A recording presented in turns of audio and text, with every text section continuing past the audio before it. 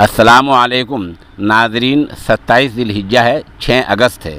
ادھر افغانستان سے بڑی خبر آ رہی ہے کہ افغانستان کے جنوب مغرب میں واقع صوبہ نیمروز پر آج طالبان نے مکمل قبضہ حاصل کر لیا ہے۔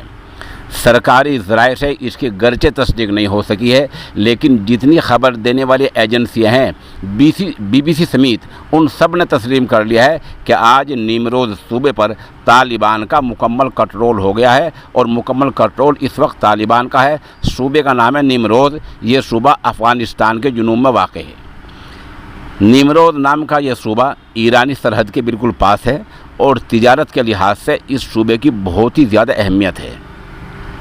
بتلا دیں کہ حالیہ برسوں میں یہ پہلا صوبہ ہے جس پر طالبان نے مکمل قبضہ کر لیا ہے۔ ایک بیان میں خبر میں یہ بھی کہا گیا ہے کہ افغان سرکار نے وقت پر فوج نہیں بھیجی، اس لیے طالبان قبضہ کرنے میں کامیاب ہو گئے ہیں۔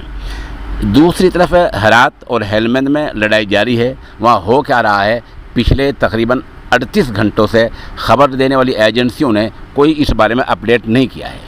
اس دوران آج جمعے کے دن ہی طالبان نے افغانستان کے میڈیا اینڈ انفارمیشن سینٹر کے ڈائریکٹر دعا خان مینا پال کو قتل کر دیا ہے۔ یہ قتل کابل میں ہوا ہے۔